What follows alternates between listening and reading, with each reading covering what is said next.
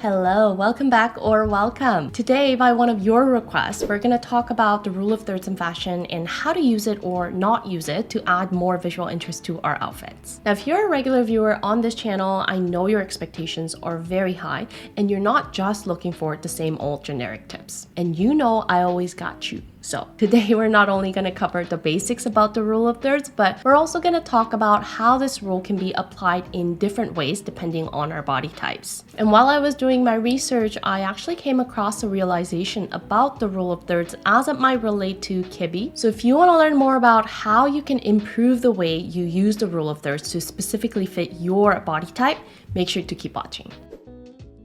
For those of you that are new, this channel is all about sharing logical and practical knowledge around finding and developing our personal style, whether it relates to facial proportions, colors, fashion, or lifestyle tips. If any of those topics are of interest to you, please subscribe and welcome to the channel. Okay, so let's get started with the basics. I think that many of you are probably already familiar with the term rule of thirds, but for those of you that are not, what it is a guideline that's often used in photography or filmmaking that essentially uses asymmetry to create some visual tension that results in a more interesting overall composition. In photography or filmmaking, that means dividing the overall image into thirds, both horizontally and vertically, so that we can create a grid like this, and we use the points of intersection to align our subject or our point of interest. And the result is that the overall image just looks more visually interesting than if we were to place our subject right in the center of the photograph. Pretty simple, right?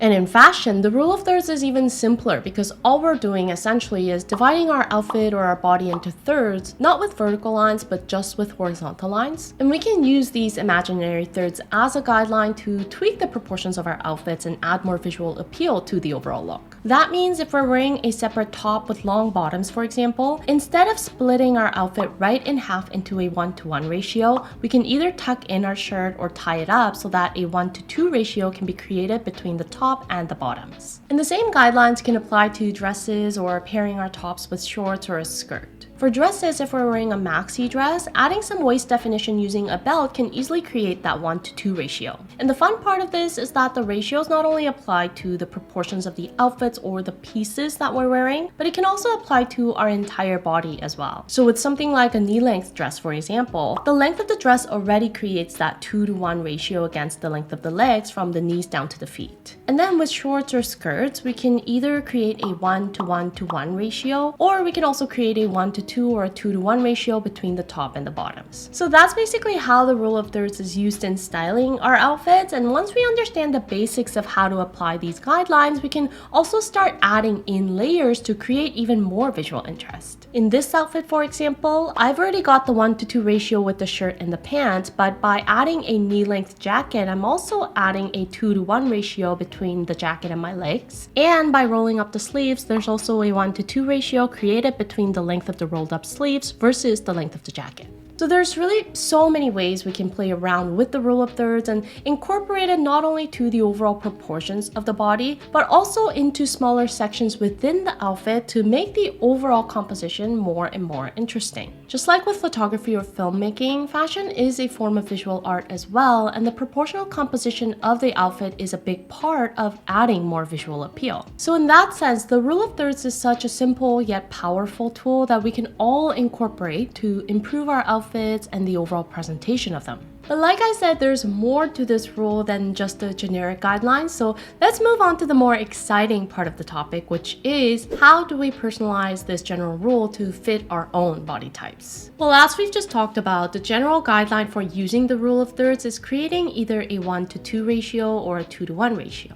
And we might just think, well, it's all about creating asymmetry and avoiding cutting our bodies in half. So whether we use a 1-to-2 or a 2-to-1 ratio, the effect is more or less the same, right? Well, not really. The important thing to remember, and something that we don't really talk about in more detail when it comes to the rule of thirds, is that our eyes will always move from top to bottom. That means if we compare two outfits with a 1-to-2 ratio versus a 2-to-1 ratio, the outfit with the 1-to-2 ratio will naturally make our bodies appear more elongated because the longer section of the outfit is at the bottom. So if you're short like me and your goal is to always look taller than you actually are, or if your Kibbe image ID is one that recommends honoring the vertical line of your body, body, creating a 1:2 ratio would be more effective at accentuating that vertical line and visually elongating the body than a 2:1 ratio. On the other hand, there are also instances where a 2:1 ratio would work better proportionally. If you have a very short torso, for example, creating a 1:2 ratio by tucking in your top or wearing high-waisted bottoms might actually make your torso appear even shorter because we're adding a visual break to an area that we don't want to shorten any further. So in this case, maintaining an unbroken line in the torso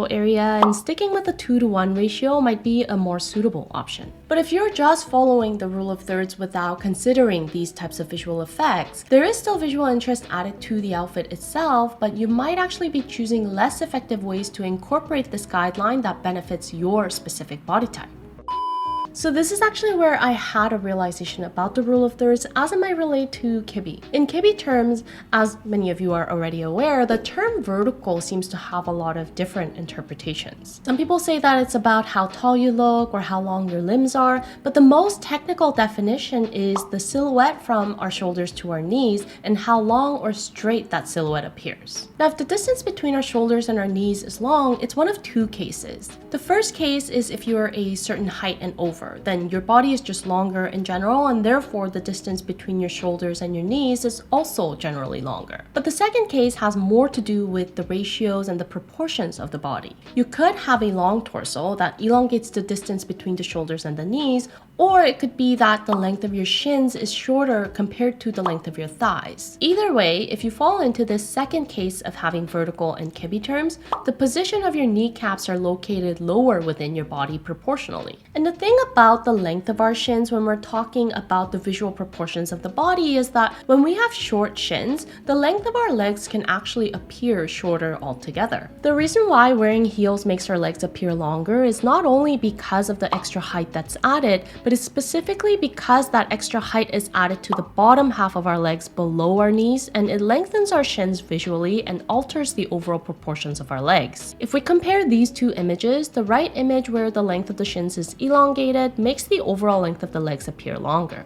Like I said, our eyes will always move from top to bottom, so if the bottom half of the legs are longer, then the overall length of the legs appear longer as well. And if we look at the clothing recommendations for the Kibbe body types that need to honor their vertical lines, what I've noticed is that the lengths of the recommended bottoms or dresses are rarely styles that cut the body right around the kneecaps. The recommendations when it comes to length, and just to be clear, we're not talking about silhouette or style, and we're just focusing on length right now. If we look at the recommended lengths for dramatic, soft dramatic, or flamboyant natural, which are the three IDs that need to honor their vertical, the length is going to be either long, well past the knees, or it's going to be very short that almost the entire length of the legs is fully visible. Styles that are around the knee length are more frequently recommended for body types like gamines or romantics or classics that don't necessarily need to honor their vertical lines. And earlier I mentioned that a knee length dress is great for incorporating the rule of thirds since the length of the dress already creates that 2:1 ratio against the length of our shins. But if you know based on your Kibbe image ID that you should honor your vertical line, or even if you don't know your body type, if the length of your thighs or the length of your torso proportionally makes your shins appear shorter in contrast, the tip I have for you is to avoid lengths that are at or really close to your knees, because that can actually make your legs appear shorter and have the opposite effect of lengthening the legs. So you might want to opt for styles that either fall well below the knee, like at least a midi length skirt or a dress or a maxi length. And if you want to wear styles that fall above the kneecaps, opt for shorter styles of skirts and shorts that expose as much of the legs as possible so that you can maintain an unbroken line in the legs. Now, you might come across some celebrity examples of flamboyant naturals or dramatics or soft dramatics that still look pretty good with knee-length bottoms. But the problem with a lot of these examples is that they're wearing heels, and like I said, heels lengthen the shins, so they actually alter the proportions of our legs altogether. But if we compare images of the same person wearing the same length skirt with and without heels, you'll notice that there's a clear difference in the overall proportions, and without the heels, the vertical line is definitely not being honored.